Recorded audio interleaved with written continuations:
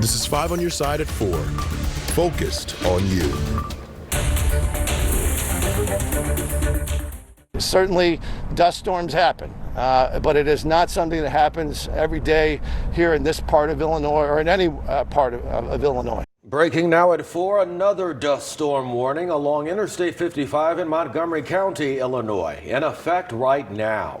Just yesterday, dust creating blackout conditions on the interstate, causing a deadly pileup involving more than 70 vehicles. And right now, parts of the highway are closed as winds are again limiting visibility in that area.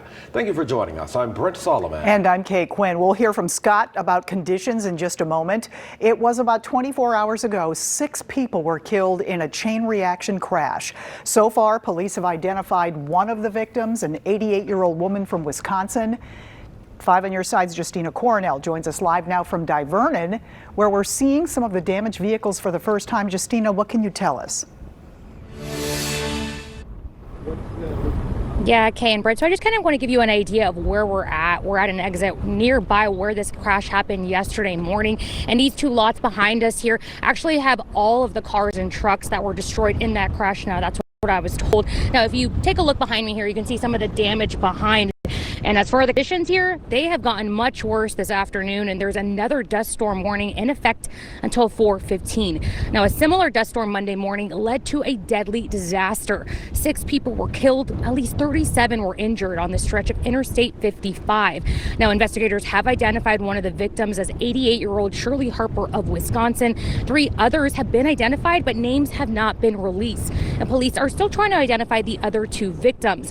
Earlier today, I spoke to Thomas DeVore, the former Republican nominee for Illinois Attorney General. He was in the middle of Monday's mess, and he said the visibility was 0. He stopped short after seeing a semi-truck crash into another truck in front of him. And when I looked in my rearview mirror, I couldn't see anything. I mean, 0 visibility behind me.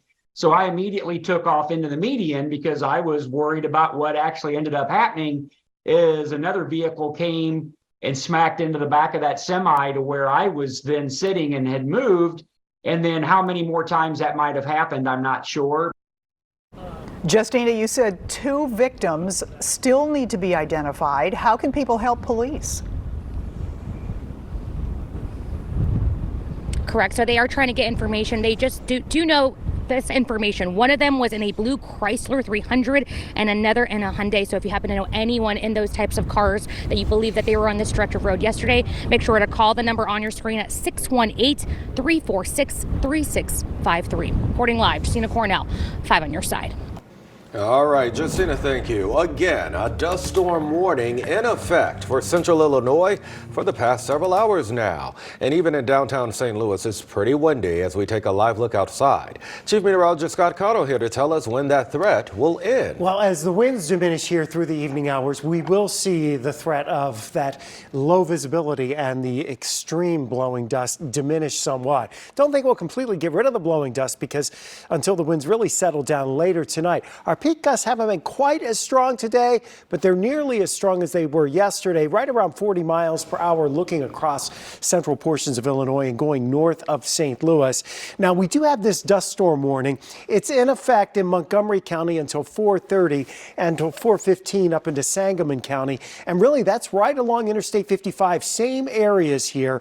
Wagner, Farmersville, heading north up towards Divernon because of the rapid decrease in visibility.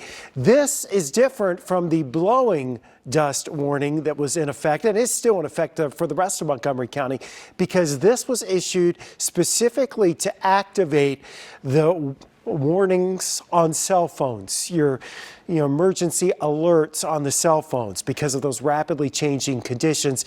Those folks that would be driving on the interstate when that warning is issued would have their phones go off, which is why we always tell you keep those wireless alerts activated. So strong winds again creating blowing dust. And again, the plows have been out in the fields, the farmers working the fields, and it's been very dry the last couple of weeks. So all that soil is very loose, and with the gusty winds, that's created areas of visibility near zero at times, and thus the dust storm warning this afternoon to the northeast of St. Louis. This should be the last of it today as the winds settle down, and there is rain on the way later this week. That'll help too. We'll see you in a few minutes, Brent. All right, Scott, we'll see you then. Today, a status hearing in the case to remove St. Louis Circuit Attorney Kim Gardner from office was canceled. Missouri Attorney General Andrew Bailey filing suit to remove Gardner. Well, Saturday, Gardner's legal team filed a motion to have Judge John Turbitsky dismissed from the case. Turbitsky hasn't signed off on that motion yet, but he did cancel today's status hearing.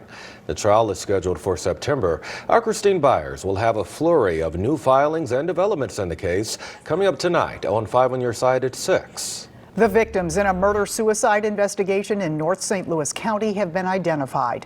The bodies of 60-year-old Cheryl Washington and 61-year-old Dana Haney were found yesterday afternoon at the Brighton Apartments on Old Halls Ferry Road. They both died of gunshot wounds. Investigators believe Haney shot Washington before turning the gun on himself. If you have any information about the case, you're asked to contact St. Louis County Police or Crime Stoppers at 866-371-TIPS. Hazelwood man facing charges after police say he admitted to burning his own daughter. 40-year-old Jerry Clark is now charged with first-degree child abuse. Overnight, Hazelwood police were called to Grether Avenue. They found the 6-year-old girl with burns to her back and arms. An investigation revealed her father burned her days earlier. The girl was taken into protective custody and to the hospital for treatment. Today, the Department of Justice announced the results of the largest international law enforcement operation targeting fentanyl and opioid traffickers. And this latest crackdown spanned 3 continents in an effort to stop fentanyl from entering the country. NBC's Alice Barr reports. As the deadly, dangerous drug fentanyl drives a mounting toll of overdoses, Attorney General Merrick Garland today announcing the largest ever international crackdown on fentanyl trafficking on the dark web. You can try to hide in the furthest reaches of the internet, but the Justice Department will find you and hold you accountable for your crimes. Operation Spectre netting nearly 300 arrests, more than $50 million, and hundreds of kilograms of drugs, including 64 of fentanyl or fentanyl-laced narcotics. The Attorney General long under pressure from both parties to curb the overdose carnage.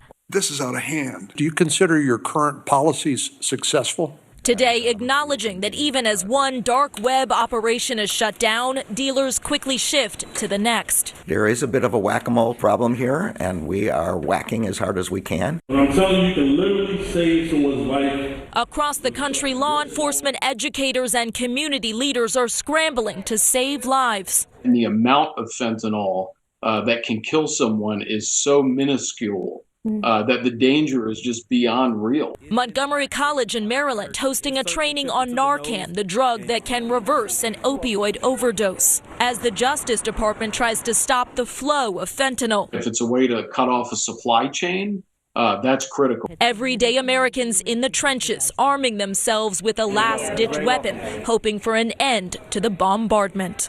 In Washington, Alice Barr, NBC News. The St. Louis Cardinals back in town tonight after a dismal road trip. Here's a live look over Busch Stadium. The Cardinals will take on the Angels in a 3-game series beginning tonight. First pitch set for 6:45.